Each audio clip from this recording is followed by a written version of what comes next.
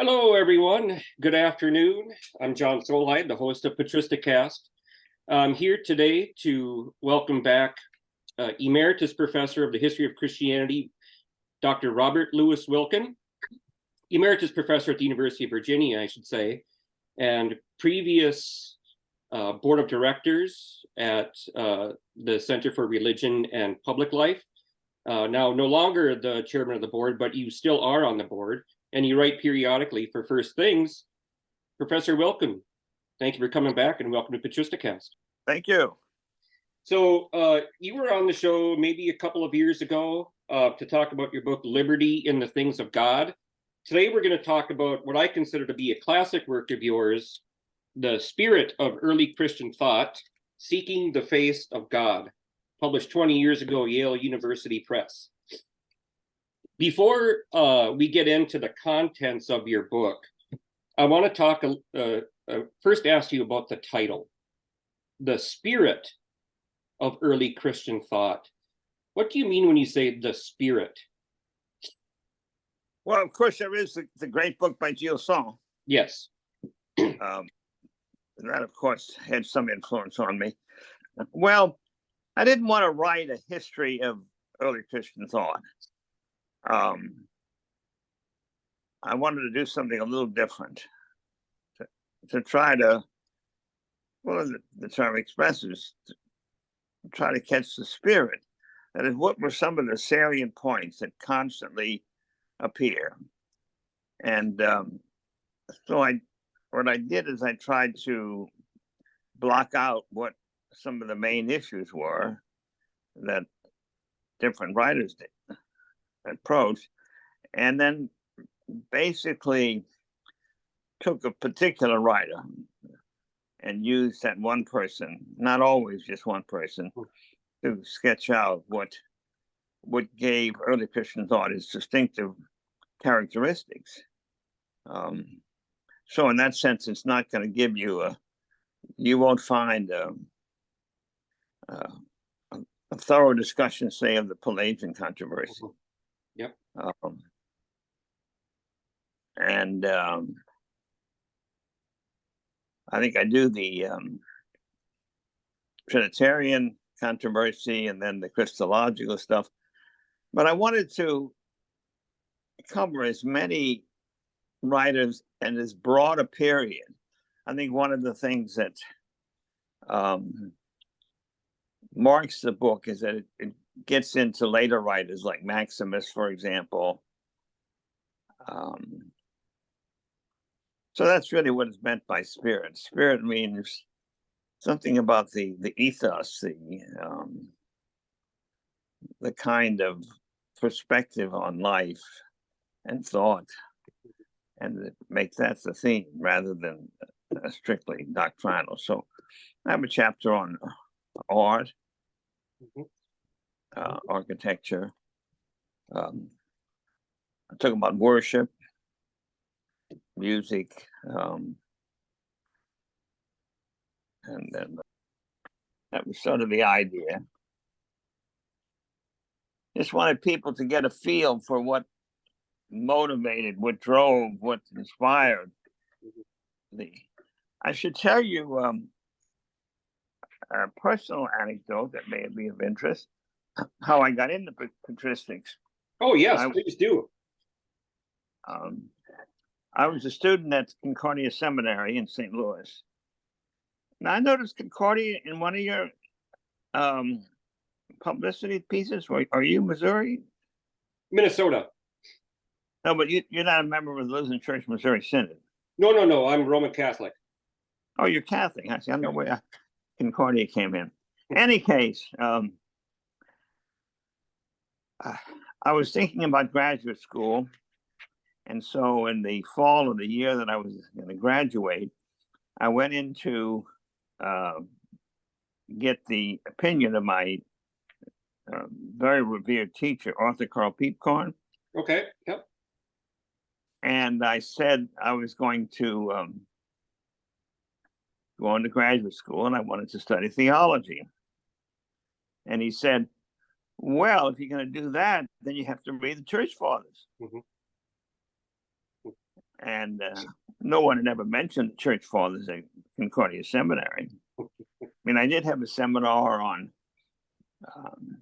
Augustine, City of God, but the instructor I don't think had even read the thing before he taught the course. In any case, so I went over to the librarian, Edgar Krantz, and I said, well, tell me about these church fathers. And he pulled Costin off the shelf. Okay. He did probably 2 volumes out at that time. And said, here, this will tell you. So I took his 2 volumes, went back to my room and started reading. And I decided that I would go to the University of Chicago when Jerry Pelican was on the faculty and study patristics. And that was the beginning. And it was really some of the best advice I ever got. And I mean, to this day, realize how I mean, most people who came out of Protestant backgrounds, when they went on to study theology, that meant that the basic corpus of literature that they were going to focus on was the 19th century. And so I did something different, and I'm eternally grateful for it, because it just, everything is there. And as the years have gone on, the thing that I think probably most impressed me was how important the Bible was for them. And that's not the case for Ritchell and Harnack and Schleiermacher. And so, and that's when I discovered Origin. Actually, I did as my BD thesis. I wrote on Clement of Alexandria, but that was Peepcorn's suggestion. Okay. Origen's predecessor in Alexandria. Correct. So your path to patristics is very similar to mine in some respects. I went to a small state university in St. Cloud, Minnesota, and I was doing medieval history, and I was focusing on what was going on at the universities in the 13th century, and particularly in Thomas Aquinas. And my professor, Ellen Joyce, got me in contact with the Benedictines at St. John's Abbey, which is just down the road from St. Cloud. I ended up doing my master's degree there in theology, church history. And but going in, I thought, I'm just going to continue doing my work on Thomas and the 13th century universities. And then I took a patristics course, the first course I took with Charles Boberts, who now does mostly New Testament stuff, but he wrote his dissertation on Cyprian of Carthage. And that's where I met Origen. And we read his treatise on prayer in that class. And I never looked back. I was blown away by it. And I decided I got to study these church fathers, because there is such a diversity they're spread all around the empire. It's not a monolithic culture. There's so much there. The thought was rich. And I said, this is what I got to do. And that's how I myself decided to study patristics as a doctoral student. So quite similar paths, I think you and I took. Yeah, sounds like it. So your book, the other thing I wanted to ask you, in the introduction to your book, you say, quote, "I have tried to write for the general reader, avoiding modern scholarly debates about the interpretation of early Christian history and thought. These are best carried on in learned journals and monographs. Why do you," end quote, "why was it important for you?" Because you do not need to be an expert to read and follow your book. This is not a German monograph where the footnotes are longer than the text. They point the readers to the sources. That's about it. But your prose is, you don't fill it with technical jargon that most people wouldn't understand. Why was that important for you to write a book this way? That's for a general public. Well, again, it has to do with the personal experience. the first book that I wrote was called The Myth of Christian Beginnings. It's an unfortunate title, but and the title was given to me basically by an editor at Doubleday, a man named Alex Lietpa. And he had read some of my pieces in the magazine Una Sancta. Do you know that? Yep, I'm familiar with it. Right. I was writing on some of the divergence and diversity within the early church. And so he showed an interest in it, and I started writing the book. And when I gave him the manuscript, he said, well, Robert, he says, you need to learn how to write. So then he started giving me some instruction. And I realized that there are a lot of readers out there that are interested in books, and you have to keep your eye on the reader. In fact, I told Robin Darling Young the other day, now that they're finishing up the first draft of their translation, that she should read aloud what she has written and correct with that in mind. And so I began to realize that there was a vocation to write for readers and not for scholars. And that's what happened with this book, as well as, I guess, all the others. I mean, if you look at my book on the Holy Land, that's probably the most technical and with the richness of footnotes. But my other books tend always to be much more oriented toward the reader. It's more fun to write for readers. Yes. And for scholars. The scholars, the old experience that many of us have had. You're at a cocktail party or somewhere with other scholars, and they say, well, what are you working on? And you hardly get into what you're working on, and then they will shift the topic to what they're working on, because they're interested in writing for fellow scholars. Right. And I realized that scholars don't read. They read what they have to, but they don't really read books. Very few do. So I just found that it was much more fun to write for readers. Well, anybody who's been to an academic conference knows that listening to somebody read a paper can be an incredibly boring thing at times. It can lull people to sleep. But a lot of that is because it's not really directed towards readers. It's not really accessible.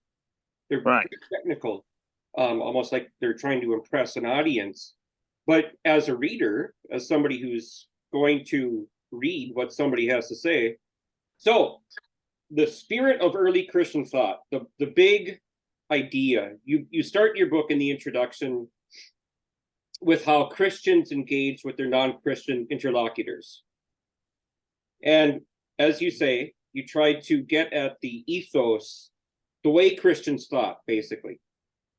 And I'm going to quote here something that I think gets at the heart of your book in your introduction. Quote, the distinctive marks of early Christian thinking can be set down in a few sentences, a remarkable phrase in its own right. Christians reason from the history of Israel and of Jesus Christ, from the experience of Christian worship, and from the Holy Scriptures, and earlier interpretations of Scripture. That is to say, from history, from ritual, and from text. End quote. Reasoning from the history of Israel, the person of Jesus Christ, Christian worship, and Scripture. These are sort of the four pillars or four starting points for Christian life. But really what you get at here is the revolutionary moment for Christian thought was the resurrection, the death and resurrection of Jesus. That really set the pattern for how Christians even read scripture itself. Yes. Can you say a little bit more about that? This brings me to one of the first things I learned as a master's student in theology was the lex orandi, lex credendi, the shortened phrase from Prosper of Aquitaine in the 5th century, which really means the law of praying or the law of worship establishes the law of belief. So it's Christian worship really that's informing how they understand things, right? Exactly. And I think one of the things I had in mind when I put things in that way was that Christian thinking is not primarily about ideas. Hmm. It's about persons and events. And these then give rise to ideas. In fact, I remember when I was working on the book,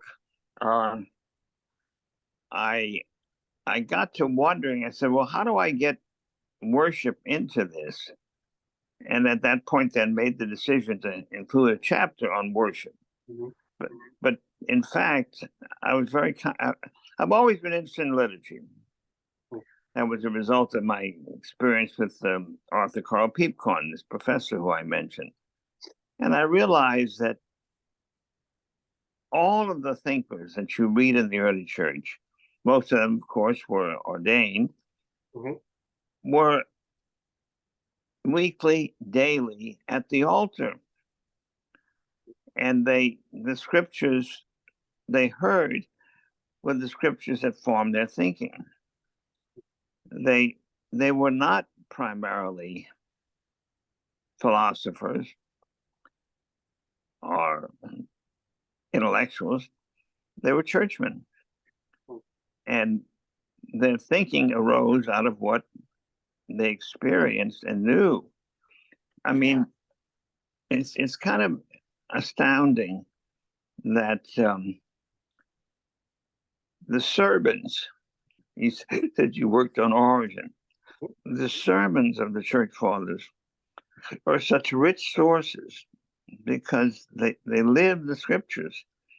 I mean, it's amazing when you look at the corpus of Augustine's sermons. Yes. I mean, there are hundreds. And he just goes through these books, and he very seldom ever moves out of that realm. Mm-hmm. Now, there are certain other writers, and Augustine in certain of his works will enter into another mode.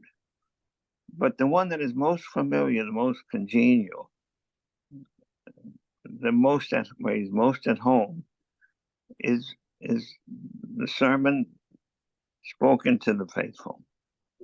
And that's what's so sad about Catholic preaching today. I mean, it's very, very sad.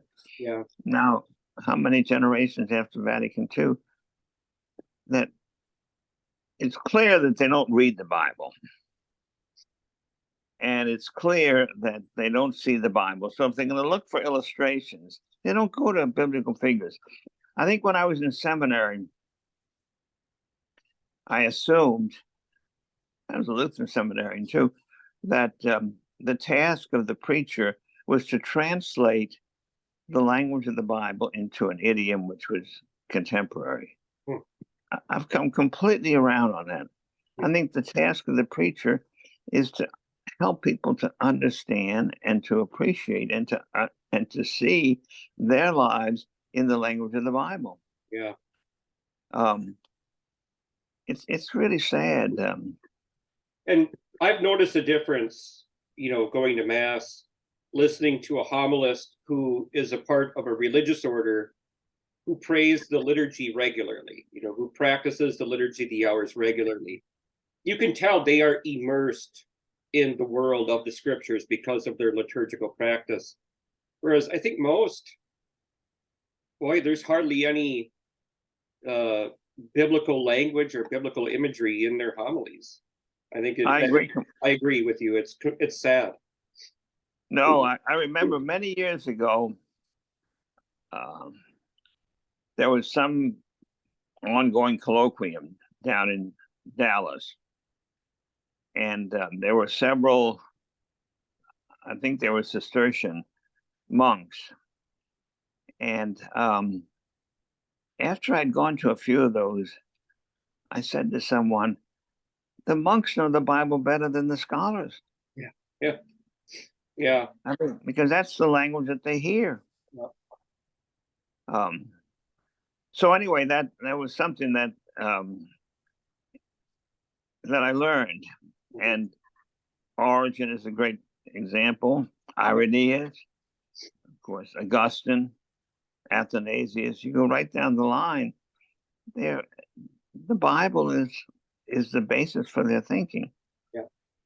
So, and this is an important point you make, because in your first chapter, you contrast, let's say, the pagan philosophical intellectual who's attempting to know things and to learn things through demonstration and proof. And demonstration, that's a very technical term among the philosophers. They had to persuade people through logic and argumentation to demonstrate their points.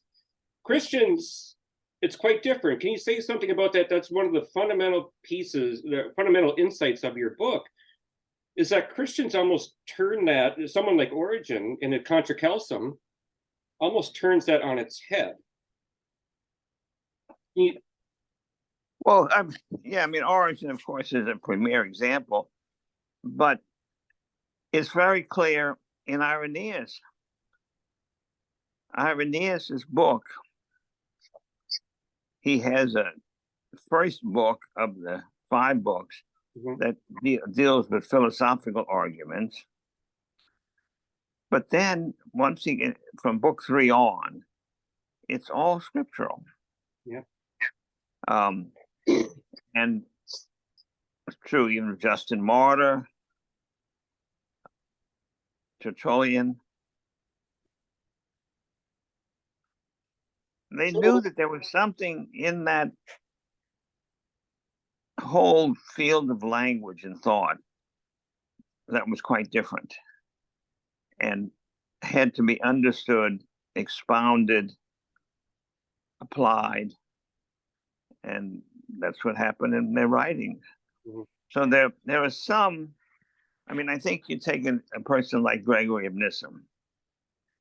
Now, Gregory of Nyssa, if you read his big book Against Eunomius, there he moves into a philosophical mode that is a little unusual for the church fathers.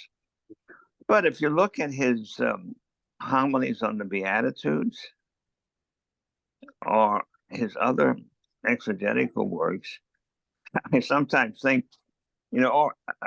Gregory preached on the Song of Songs, the Beatitudes. He didn't preach on the big books the way, say, Cyril of Alexandria did. Yeah. And I sometimes think that the reason he did that is that he had more freedom to do what he wanted.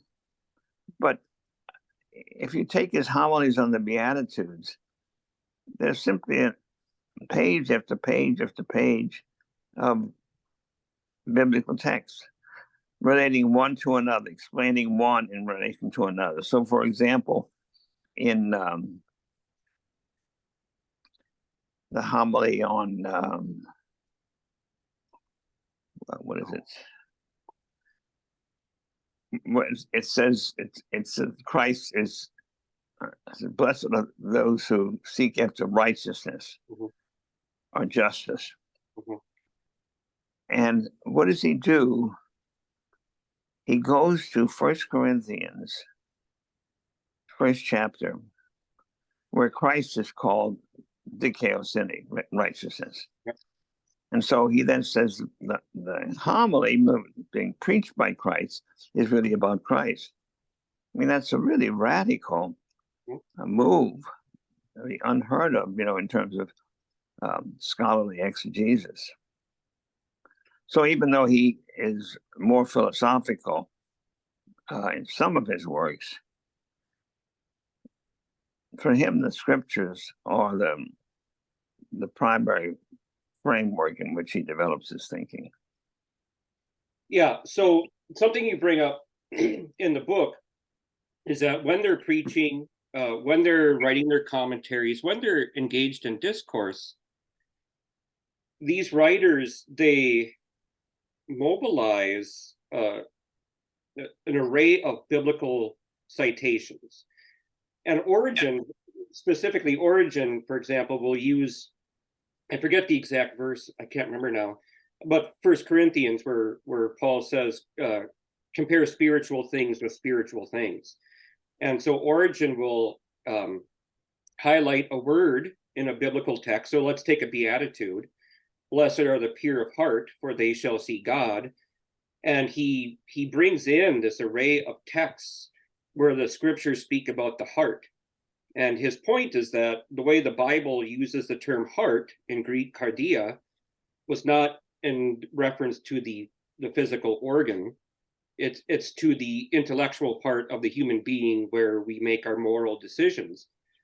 So scripture, they were comparing scripture with scripture. Scripture would inform itself in a way. Well, it's very interesting that you bring up heart, because I pray the breviary, and I read the Psalms, however, in the RSV, because I like the translation better, and just generally, I don't like the breviary translation. And many years ago, I started marking the passages where the term heart appears. And as I look through the Bible now that I use, I come across again and again and again the term heart. In fact, I wrote a little piece in First Things some years back actually, in which I talked about the importance of the heart and the sense that you explained it. It's an essential element of Christian thought. And that's what you learn from Augustine. I mean, you read the confessions, again and again, it's the heart that becomes the vehicle, because it involves the feelings, the emotions, the affections. And it's not primarily, obviously, a physical thing, and it's not primarily an intellectual thing. So that's something that you simply don't get in the Greek. You don't get that in Plotinus. You don't get that in Porphyry. A very distinctive contribution. And of course, we thank the psalmists, because they're the ones who highlight the heart. Yeah, what Origen does with that, especially in these psalm homilies, as you know, that you've read, it's purity of heart is a soul that is in stillness. It's not disturbed by all these disordered affections that we have. And that's where we encounter God, in the stillness of the heart, where we're not plagued by all these distractions that bombard us from different ways. And what he does, and I think it's kind of indicative of your broader argument, is that in the liturgy, water is very important for baptism. We immerse ourselves in water that cleanses us, but these writers often took that, for example, like the Exodus, going through the Red Sea, as sort of this going through these primordial waters of chaos and emerging cleansed and purified, and then receptive of God's revelation. And I think that is something that, I don't think you bring it up in the book, but I think it's something that's consistent with your broader argument, is that the liturgy, combined with, so we're worshiping the resurrection of Christ, that informs how these writers interpreted the biblical text, these biblical narratives. Well, once you get into the biblical language, then you can't avoid effective speech. Yeah. You have to talk in a different idiom than if you're talking purely philosophically. And so, late in the Confessions, when Augustine begins really to develop more fully his thinking and talks about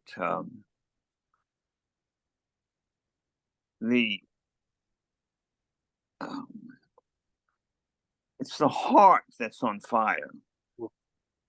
Where is it? Let me see if I can pull it up here. I have a few of my books left here. But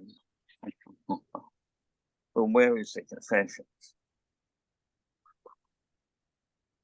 I see. I got a new edition. Any case, book 9 or 10, somewhere in there, about the heart becoming on fire. So once you talk about heart, you can talk about emotions. And it's even used sometimes of God in the Psalms. Well, from that, they also kind of understood differently what the two guys on the road to Emmaus experienced. Like, our hearts were burning within us. That's it. There you go. Both words are important. Heart and burning. And again, that's biblical language. I would say that's, of all the things that I learned from the church fathers, that would be very much at the top. Yeah. Namely, the primacy of the affections and the heart and love. Of course, love is central to the Bible too. And that's central to Augustine's thought, and it's what really separates Augustine and his ethics from, say, some of the other philosophers that you bring out in your book. Yeah. No. Love is a key concept in St. Augustine. Right, because love allows you to attach yourself to something. But he's careful, though, because doesn't he have something in, is it Uti and Frui on usefulness and what's enjoyment? Yeah, enjoyment. And he creates a very important distinction there. You want to say a little bit something about that? Because that's very important too. Because he's not just talking about letting your emotions run wild. That's not what he's getting at. No, and I think all he wants to say is that Uti means use and turns over very quickly into exploit. Right. And love, if it is true, does not exploit. Yeah, the risk is turning something into an idol, I think, for Augustine, right? Right. You start to worship the thing itself. Well, Augustine is always satisfying, and you can understand why the Confessions has been such a classic. Yeah. Though, I mean, I think more than any other work, because exactly of these points. Can I find this in this new edition, this new publication? I don't know. That's okay. It's somewhere here. And as I said, that is probably, of all the things that I learned, reading the church fathers for 40 years, is the importance of love, the affections, and that faith has to do with feelings as well as thoughts. So what would be a good definition of love according to someone like St. Augustine? Well, I just said it. I think it has to do with affections. It has to do with feelings. It has to do with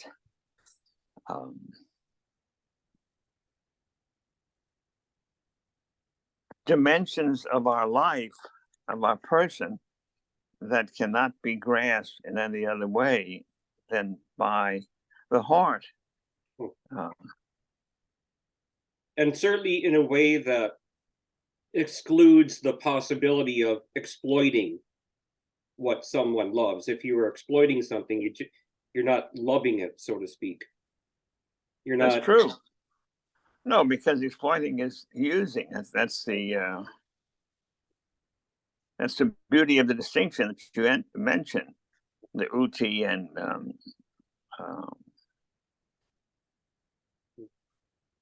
what's the other word?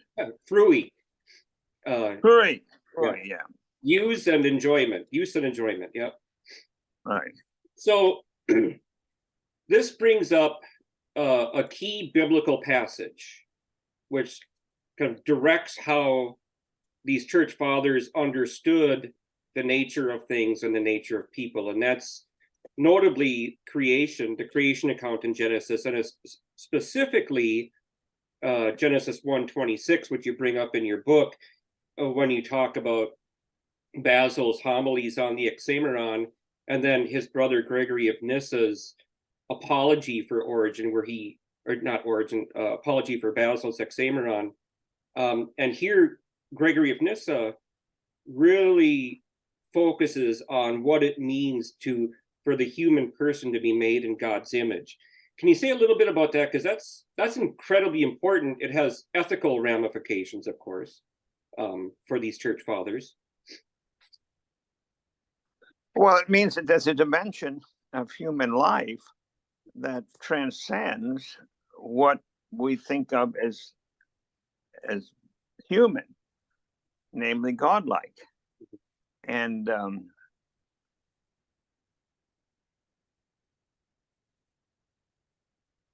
we have a capacity within us to give ourselves to something other than ourselves. Mm-hmm. And that's really what's meant. So being made in the image of God, it means that one has a capacity to reach out beside oneself and to orient oneself to ends that are not oneself. I mean, that's really what the image of God means. So there's a creation has a purpose. It's not arbitrary. It's not meaningless. There's an end to which God is orienting things when he's creating the world. Of course. And the beauty of the creation account is that the human beings are created, but they are not alone. Mm-hmm. They always stand in relationship to their creator. Mm-hmm. And it's that gives them their distinctive character, which is not the case for animals. Mm-hmm. Mm-hmm. So human beings are very distinctive, and that, when you all the talk about the Genesis account, when you think of it, here these two persons from the very beginning, they are oriented toward God, and it's that breaking of that orientation that brings them into the sadness of their lives. Yes, you have a lot to say. So Gregory of Nyssa, he's fully aware that in the creation account, after every moment of creation, it says, and God saw that it was good. And then human beings made in God's image, he has to wrestle with the fact that the biblical text says this, but human experience tells us that there's a lot of suffering in the world. How does he reconcile those two ideas? No one can reconcile those two ideas. And I don't think that's a theme that is prominent in the church fathers. Mm-hmm. I mean, it's something that they obviously knew and recognized, but I mean, offhand, I don't think of passages where that becomes a primary issue.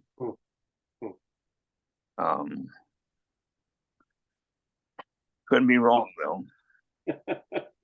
Well, it certainly it informs how they understood the role of the body, especially since the scriptures, Revelation, so something they took by faith, tells us that Jesus, after he died, he rose in the body.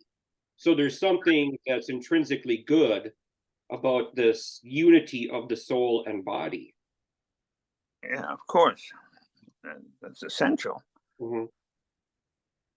So how does the resurrection then,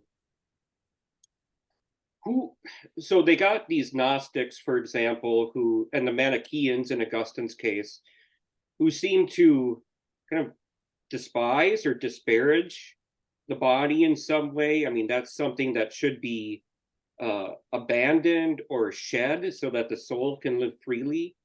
But for the writers that you highlight here, that's not the case at all. There's a goodness. Actually, the one text that I think I do quote it at some point is it's in Hilary in his De Trinitate, and he's discussing the person of Thomas Didymus. Okay. Yeah. And when he realizes by touching the wounds of Jesus that this is truly the same person, he says, "My God and my Lord." And I take that to mean that what Hilary meant by it is that it was because of the resurrection that there had to be a Trinity. So that for me is the most illuminating text in the Church Fathers to show how there's a direct line between the resurrection and then the divinity of Christ and eventually the doctrine of the Trinity. And I'm surprised at how few people make anything out. Wasn't that the lesson on Sunday? Was it this week before? That's correct. Yep, last Sunday. Yep. Right. So that says it all, because it says that it was because of the resurrection that he was alive, but it was his flesh that he could touch, put his fingers into. That was proof of that. And that's really something that was kind of scandalous to the philosophers. I mean, Celsus ridicules the Christians for their belief in this stuff. Of course. I like the opening passage of the Contra Celsum, where I do have that here, and I see it.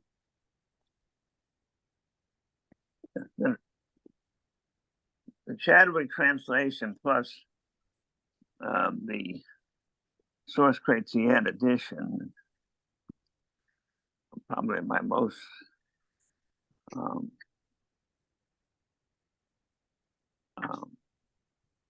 precious writings of the Church Fathers. It's right in the first chapter.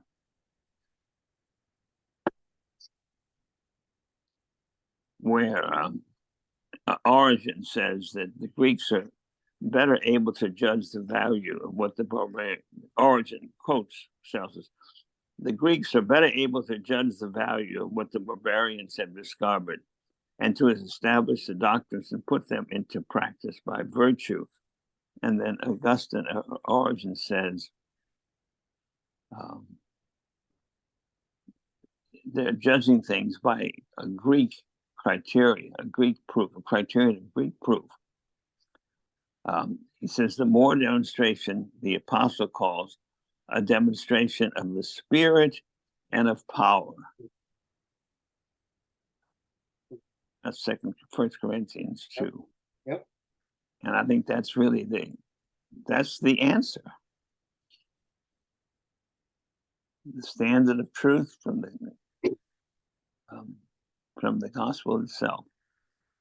And it seems to me that when Origen says that of the Spirit and of power, what he's talking about, and he says this in a few different occasions, that the Greeks have all their demonstrations. They're tremendously competent in logic and argumentation, and yet they haven't really been able to win over the masses. And Origen says Christianity has actually been able to do that, which is an indicator for him that there's something powerfully true to biblical revelation. Of course. I mean, I think that he quotes that at the very beginning of the Contra Chalcedon for me very significant. And the other thing, this is just for my praying of the breviary.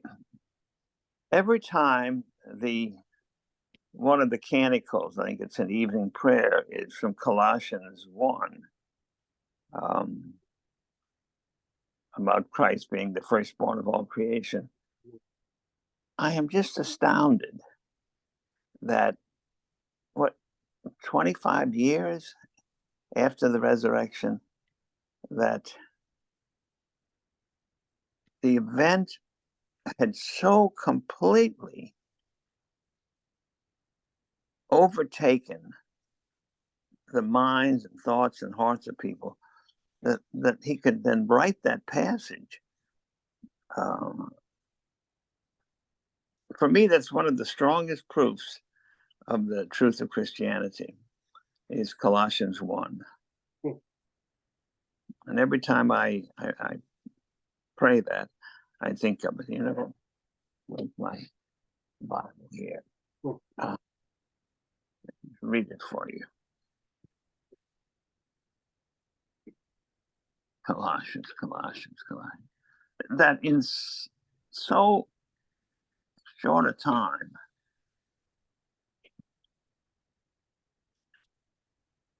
a Christian writer could say what he says. So he is the image of the invisible God, the firstborn of all creation. For in him all things were created, in heaven and on earth, visible and invisible.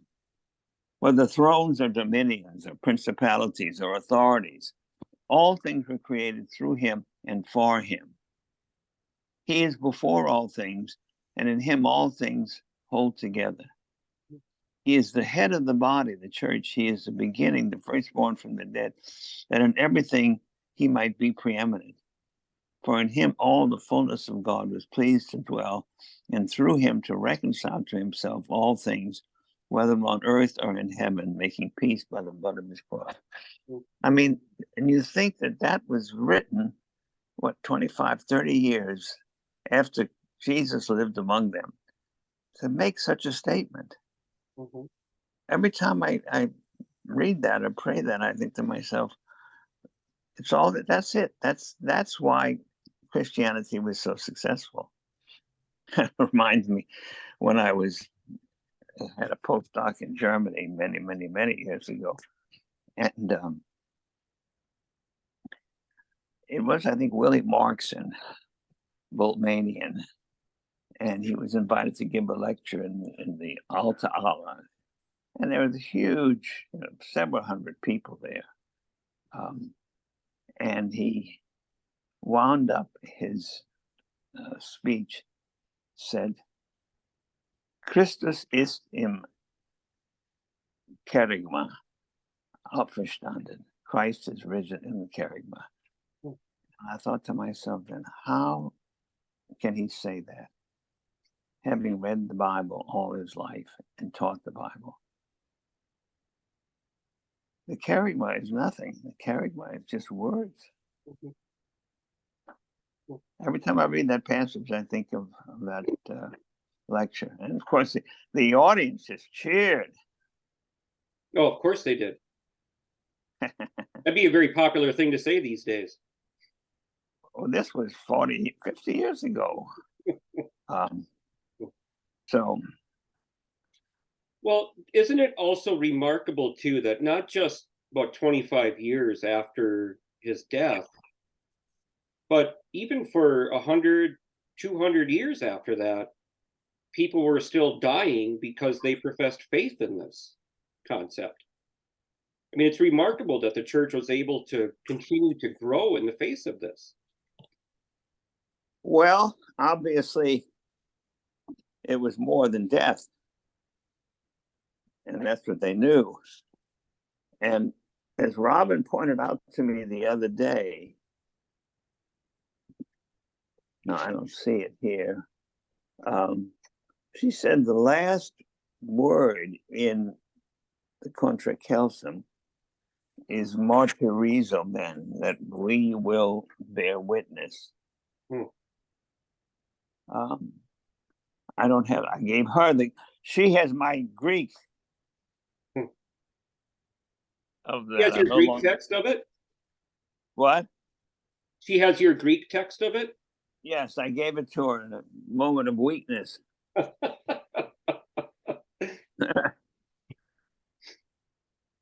Well, I guess it is here. It says, if in any place he makes some true statement, we shall bear witness that he is right in this respect without seeking occasion for disagreement.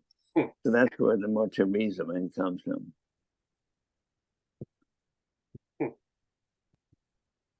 Anyway, okay. Is that about it? Well, I had one other thing I want to ask you. Is that okay? Because there's one person we didn't talk about. You have 4 heroes in your book, and we've talked about 3 of them. We've talked about Origen, Gregory of Nyssa, and Augustine. We haven't hit on Maximus the Confessor. And talk about somebody who endured a great deal of torture for his defense of Chalcedonian orthodoxy. His tongue was ripped out. His hands were cut off, so he couldn't write anymore. Right, exactly. I mean, this guy is a witness if ever there was one.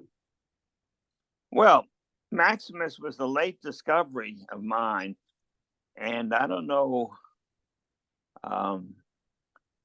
what led me to it, but he wrote a treatise, and I translated it, and that's when I began to realize how great he was. Yeah. I mean, he not only has the advantage of having all of the earlier writers behind him and from which he can draw, but he's able to put things into capsule them in a way that a few others could. Mm-hmm. And so, yeah, I mean, the sheer brilliance of Maximus, and then the depth of his thinking. He's not an easy person to read and understand, but he's very rewarding. Yeah, he's one of the more difficult of the fathers to read, but once you get a taste for it, it really is remarkable, the depth of his thought. He was pretty unique. He was. I mean, he stands above all. And it's good that he's been recognized now in the last generation or two. Yeah. And I had a student of mine, Paul Blowers. Oh, yeah. When I had translated this work, and then I decided I'd publish a translation, that he was really more. He did his dissertation on Maximus. And so he said, why don't we just do something together? And so he translated a number of other treatises, and St. Vladimir has published it. Paul was a guest on this show not too long ago. What? He was a guest on this show not too long ago, just a few months ago, I think. Oh, really? Yep. Yeah. He's and he's been a very faithful member of the faculty of his evangelical school down there in Tennessee. In fact, he told me not too long ago, he's going to give the opening address at the Oxford Conference. Oh, is he really? That's quite an Yeah. accomplishment for him. That's very good. That's very good. Yeah, he's an excellent writer. His books are fascinating, and again, quite accessible, quite easy to read. Yeah, and he's a real churchman. I mean, he, Yes. some of these people who come into it, then they lose interest and are not able to sustain the theological and churchly orientation, even though his community of faith, this is not exactly their world. Yeah. No, that's right. Protestants are starting to discover the church fathers, and they've been doing it now for a couple of decades, and that can only be a good thing. As you say, Paul Blowers is a churchman, and so were the figures you covered in this book. They were churchmen. Well, yes, that was the whole idea. That's right. Well, Professor Wilken, thank you for joining PatristiCast. I hope you enjoyed this conversation as much as I did. I thought it was fantastic. Well, this was a treat. Okay, until next time, I will see you later. Thank you very much.